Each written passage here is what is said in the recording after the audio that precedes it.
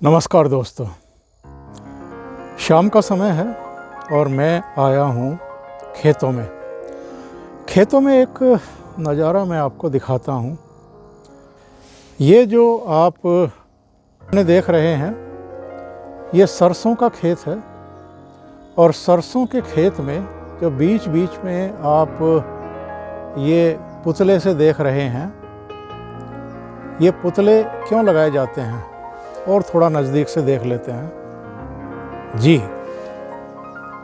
ये पुतले जो हैं ये पक्षियों के लिए लगाए जाते हैं खेतों में, ताकि उन्हें ये एहसास हो कि खेत के बीच में कोई व्यक्ति खड़ा हुआ है और अगर वो फसल पर जाकर के उसको अपना ग्रास बनाएगा, अपना भोजन बनाएगा, तो ये जो लोग खड़े हैं उनकी नज़र में ये उनको नुकसान भी पहुंचा सकते हैं, उनके लिए हार्मफुल हो सकते हैं। इसलिए अक्सर किसान अपने खेतों में इस तरह के ये पुतले टाइप बना करके खड़े कर देते हैं, ताकि जो पशु हैं, जो पक्षी हैं, उनसे फसलों का बचाव किया जा सके। मैं इस समय गन्ने के खेतों के बीच में हूँ।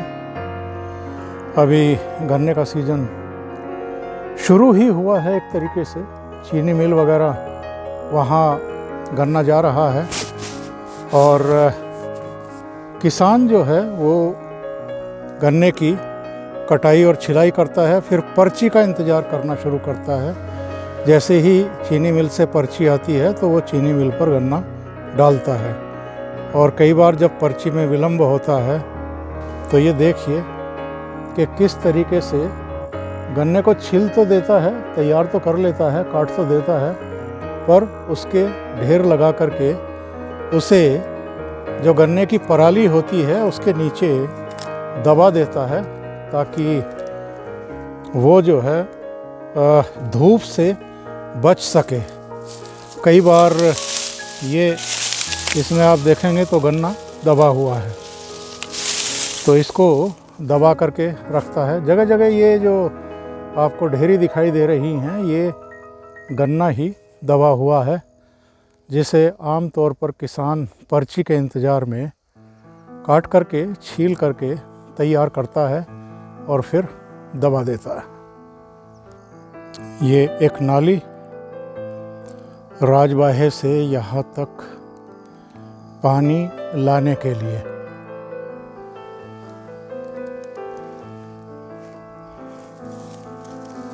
खेतों तक पानी लाने के लिए नाली की ज़रूरत पड़ती है। सवार है, ये बोई नहीं जाती, किसान इसको बोता नहीं है, ये स्वयं ही उग आती है।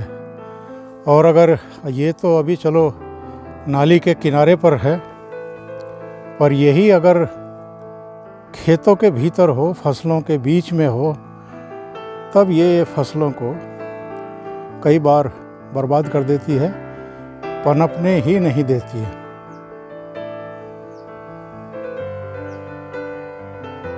ये कुल देवता विशेषकर किसान परिवारों में जो पूर्वज होते हैं उनको देवता का दर्जा देकर के उनका एक स्थान तय कर दिया जाता है खेतों में, और फिर हर तीज त्योहार पर यहाँ आकर के पूजा की जाती है। खेतों के बीच से बहुत संकरे से रास्ते होते हैं जिनसे होकर के गुजरना पड़ता है। किसान के पुत्र तो जानते हैं कि उनको कहाँ कैसे पैर रखना है, लेकिन कोई शहरी बच्चा फंस जाए तो पैर में मोच लेकर के ही जाएगा। तो ये नाली और नाली के किनारों पर दो बहुत ही संकरी सी डोली, पर ये डोली भी अब उबड़ खाबड़ हैं, तो यहाँ से बड़ा सोच समझ करके ही आगे चलना पड़ता है। और खेतों के बीच से दूसरी तरफ निकलने के लिए रास्ता तय करना पड़ता है, बहुत सोच समझ करके और संभल करके।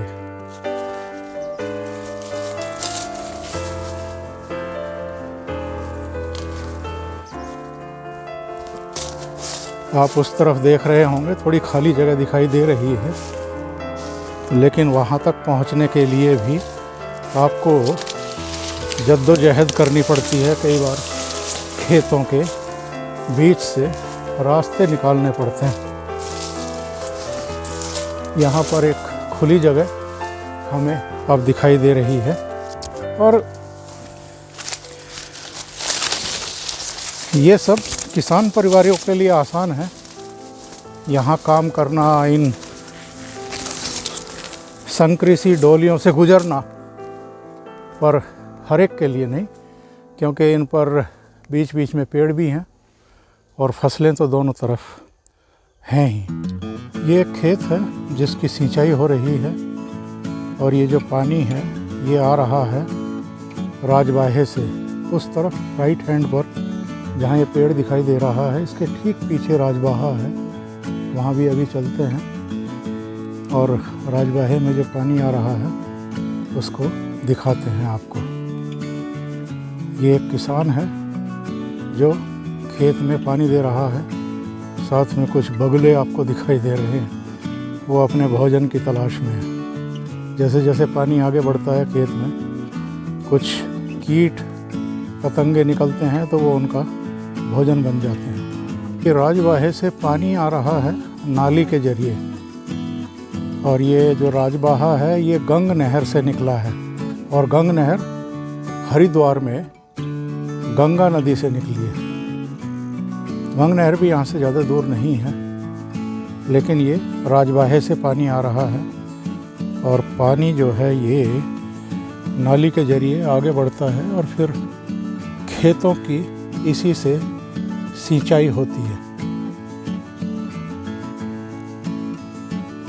समय था हम लोग जब बचपन में खेतों पर आते थे तो जो डोली है ये थोड़ी चौड़ी हुआ करती थी, इसमें चलने में कोई दिक्कत नहीं आती थी। लेकिन आज की तारीख में किसान भी इतना कंजूस और लालची हो गया है कि डोलियों को भी काट देता है खेत में मिलाने के लिए। इसलिए अब डोलियों पर चलते हुए बहुत सावधानी बरतनी पड़ती है। ये डोली इतनी कमज़ोर है कि यहाँ से पानी रिस करके दूसरे खेत में भी जा रहा है। और आप देखें तो ये ऐसा खेत है जिसकी पराली हाल ही में जलाई गई है।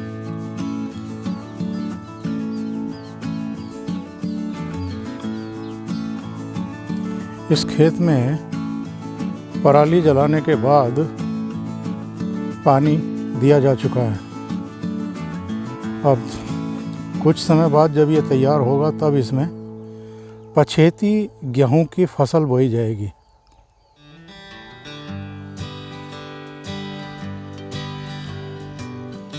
पशु पक्षियों की आवाज़ें आप सुन पा रहे होंगे। ये सरसों की फसल बोई गई है, अभी छोटी है और पहला पानी भी इसको अभी तक नहीं दिया गया है। साथ वाला जो खेत है इसका, इसमें भी सरसों की फसल है, छोटी है, लेकिन यहाँ पहला पानी दे दिया गया है।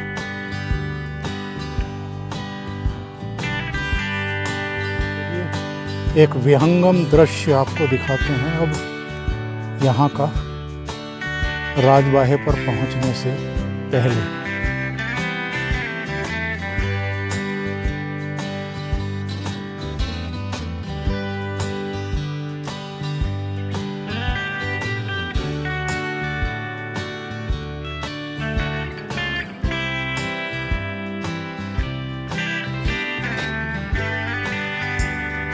और जहाँ ये पेड़ दिखाई दे रहा है ये बिल्कुल इसके साथ ही राजबाहा बह रहा है जो गंग नहर से निकलता है। चलिए राजबाहा भी देख लेते हैं।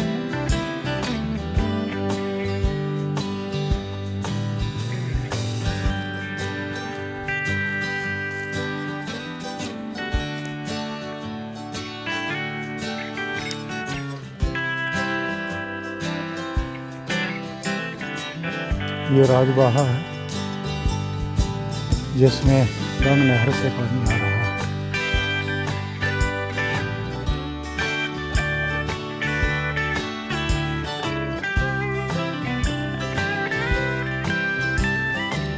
इसकी सफाई कब हुई है? हाँ, क्योंकि मैं पिछली बार आया था तो ये बहुत झाड़ झंकाड़ खड़े थे यहाँ पे।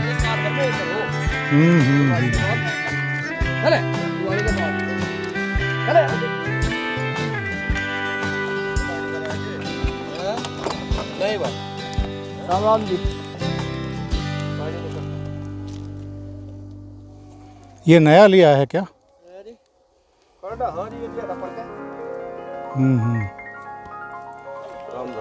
नमस्कार नमस्कार।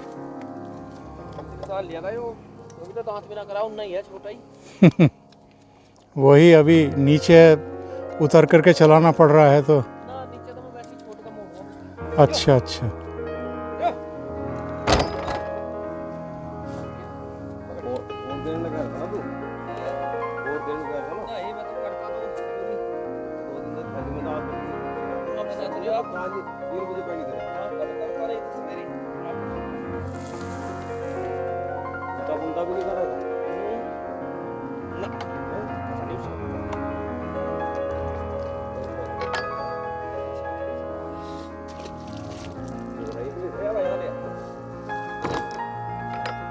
ये खेत बुआई के लिए तैयार है, बल्कि बुआई इसमें हो चुकी है। जो डोलियां बीच बीच में दिखाई दे रही है वो सिंचाई की व्यवस्था के लिए है, एक एक क्यारे की सिंचाई की जा सके। यहाँ भी उसी तरह के पुतले लगाए गए हैं ताकि फसल को जंगली जानवरों से, पक्षियों से बचाया जा सके। अभी तो जानवरों से बचाने की स्थिति है, अभी तो फसल तैयार भी नहीं हुई है, तो कोई जंगली जानवर ना घुस जाए, नुकसान ना पहुंचा दे, उसी के लिए ये पुतले लगा दिए गए बीच बीच में। और ये सामने रजबाहे का पुल, एक तरफ से दूसरी तरफ जाने के लिए। खेत के किनारे पर पानी का नल और एक मोटरसाइकिल सवार पानी पीते हुए। पुल से आप नज़ारा देखिए इस राजबाहे का। हमारे बचपन में ये थोड़ा और चौड़ा होता था, अब संकरा दिखाई दे रहा है।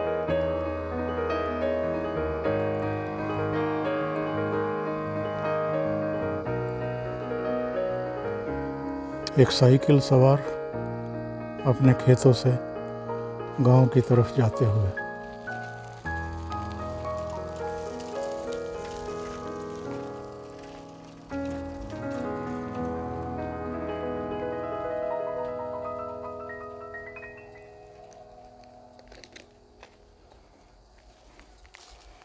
दूसरी तरफ का राजबाहा भी आपको दिखा दिया जाए। पेड़ों की छाया आप देख रहे होंगे कि पानी में खूबसूरती को बढ़ा रही है।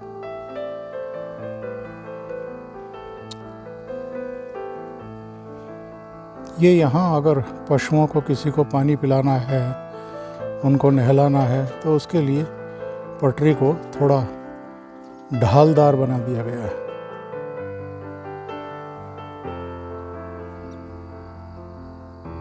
ये रास्ता गंग नहर की तरफ जा रहा है और इसके दूसरी तरफ का रास्ता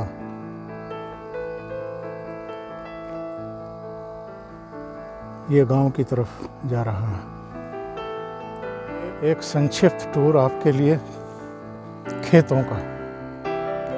तो अभी के लिए इतना ही। बहुत बहुत धन्यवाद। नमस्कार।